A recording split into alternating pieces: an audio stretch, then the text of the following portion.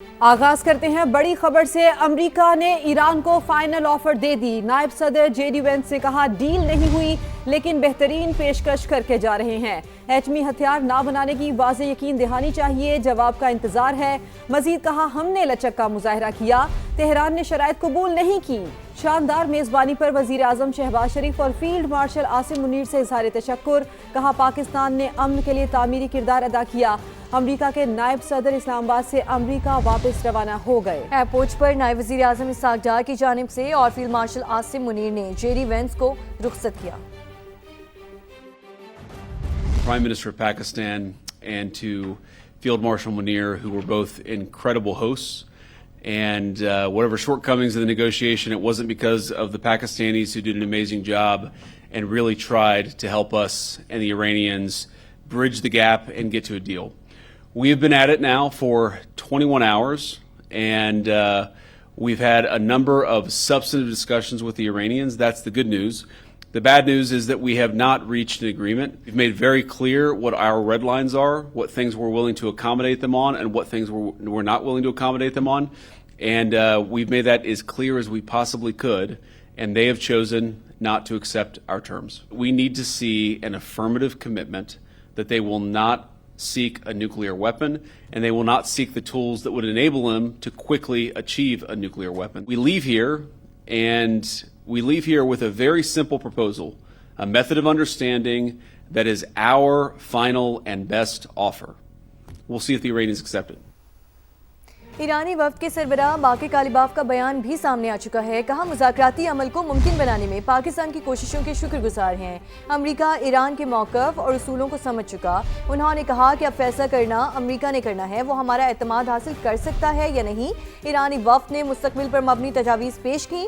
مخالف فریق اس مرحلے میں ایرانی وفد کا اعتماد حاصل کرنے میں ناکام رہا ہے۔ ایرانی وفد کے سربراہ باقر کالیباف کی جانب سے بھی ایک بیان سامنے آیا ہے۔ ان کی جانب سے کہا گیا مذاکراتی عمل کو ممکن بنانے میں پاکستان کی کوششوں کے ہم شکر گزار ہیں۔ امریکہ ایران کے موقف اور اصولوں کو سمجھ چکا۔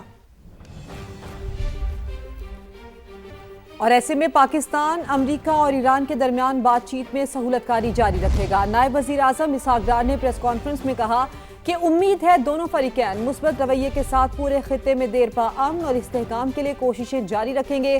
فریقین کی جانب سے جنگ بندی کو برقرار رکھنا ناگزیر ہے۔ اسحاق ڈار نے جنگ بندی اور ثالثی کی پیشکش قبول کرنے پر امریکہ اور ایران کا شکریہ بھی ادا کیا۔ Of intense and constructive negotiations between the two sides that continued through the last 24 hours and ended this morning. On behalf of Pakistan, I would like to express gratitude to the two sides for appreciating Pakistan's efforts to help achieve the ceasefire and its mediatory role. We hope that the two sides continue with the positive spirit to achieve durable peace and prosperity for the entire region and beyond. It is imperative that the parties continue to uphold their commitment to ceasefire. Pakistan has been and will continue to play its role to facilitate engagement and dialogue between the Islamic Republic of Iran and the United States of America in the days to come.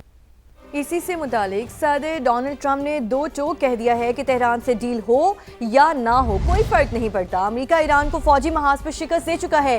جنگ اور اب مذاکرات کا ایک ہی مقصد ہے کہ Tehran کو ایٹمی ہتھیار بنانے سے روکا جائے۔ بولے آبنر ہرمز کو صاف کرنے کا عمل شروع کر رہے ہیں، امید ہے آبی گزرگاہ جلد ہی کھل جائے گی۔ صدر ٹرمپ نے چین کو بھی خبردار کیا ہے کہ اگر بیجنگ نے ایران کو اسلحہ دیا تو بڑی مشکل میں پڑ جائے گا۔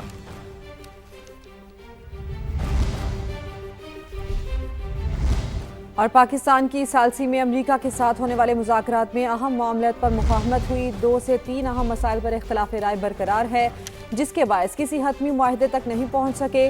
ایرانی وزارت خارجہ کے ترجمان اسماعیل بقی کی ایرانی میڈیا سے گفتگو۔ کہا ایک ہی نشست میں کسی معاہدے کی توقع نہیں رکھنی چاہیے۔ پاکستان سمیت دیگر دوست ممالک سے مشاورت کا عمل جاری رکھیں گے اور ہر حال میں ملک کے مفادات اور قومی سلامتی کا دفاع کریں گے۔ ان کا مزید کیا کہنا تھا آپ کو سنوا دیتے ہیں۔ امریکہ کے وزیر جنگ پیٹ ہیگزت نے دعویٰ کیا ہے کہ 2 امریکی جہاز آبنۂ ہرمز سے گزر کے بحیرہ عرب میں پہنچ گئے۔ یو ایس ایس فرینک ای پیٹرسن اور مائیکل مرفی آبنۂ ہرمز سے بارودی سرنگوں کی صفائی کے مشن پر ہیں۔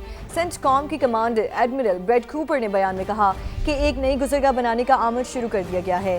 جلد ہی اس محفوظ راستے کو بحری صنعت کے ساتھ شیئر کیا جائے گا تاکہ تجارت کے لیے آزادانہ نقل و حمل کو فروغ دیا جا سکے۔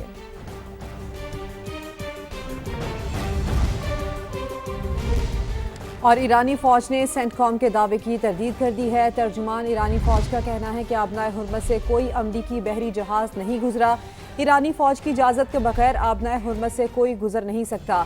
جنگی جہاز آبنائے ہرمز سے گزرنے کی کوشش کرے گا تو سخت جواب دیں گے۔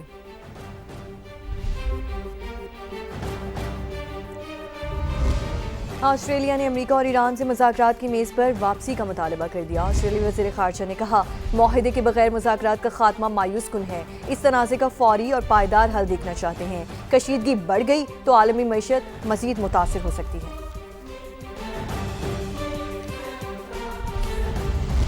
اب یہ بتائیں کہ سینئر وزیر پنجاب مریم اورنگزیب نے اسلام آباد مذاکرات کو تاریخی لمحہ قرار دے دیا۔ وزیر اعظم شہباز شریف، فیلڈ مارشل عاصم منیر اور اسحاق ڈار کو خراج تحسین پیش کیا۔ سینئر وزیر پنجاب مریم اورنگزیب نے ایکس پر پیغام میں کہا کہ اسلام آباد مذاکرات پاکستان کی سفارتکاری کامیابی کا واضح ثبوت ہے۔ پاکستان نے دنیا بھر میں ثابت کیا ہے کہ سفارتکاری ایک مسلسل عمل ہے جس میں بات چیت اور مذاکرات کلیدی حیثیت رکھتے ہیں۔ انہوں نے کہا کہ یہ پیش رفت علاقائی استحکام اور عالمی امن کو فروغ دے گی۔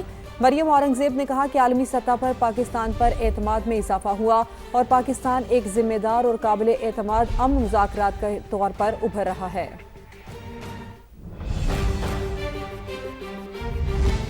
امریکہ کی جارج ٹاؤن یونیورسٹی کی پروفیسر کرسٹن فیئر کا کہنا ہے کہ پاکستان نے ناقابل یقین کام کر کے خود کو منوا لیا۔ امریکہ اور ایران کے درمیان معاہدہ ہو یا نہ ہو، دونوں ممالک کو اسلام آباد میں اکٹھا کرنا پاکستان کی بہت بڑی کامیابی ہے۔ بھارتی میڈیا کو انٹرویو میں کرسٹن فیئر نے کہا کہ پاکستان کی کامیابیوں کا آغاز آپریشن سندور میں بھارت کے خلاف فتح سے ہوا تھا۔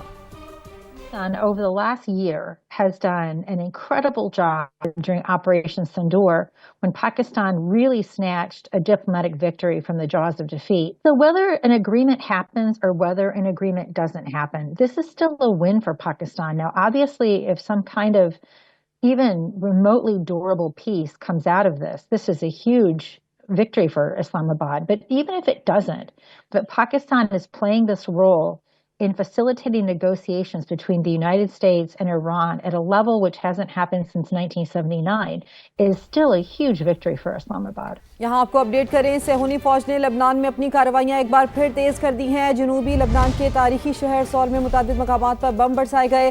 الجزیرہ کے مطابق بمباری سے 11 لبنانی شہری شہید، متعدد زخمی ہو گئے۔ زخمیوں کو نکالنے کے لیے ریسکیو آپریشن بھی جاری ہے۔ لبنان کے دارالحکومت بیروت پر بھی بمباری کی گئی ہے، جس کے بعد دھوئیں کے بادل اٹھتے دکھائی دے رہے ہیں۔ صہیونی فوج نے حزب اللہ کے راکٹ لانچر کو نشانہ بنانے کا دعویٰ کیا۔ حزب اللہ نے بھی صہیونی فوج کو بھرپور جواب دیا، جبکہ شمالی اسرائیل پر بھی کئی راکٹ داغے گئے ہیں۔ اسرائیلی حملوں میں اب تک 165 بچے اور 85 طبی رضاکار شہید ہو چکے ہیں۔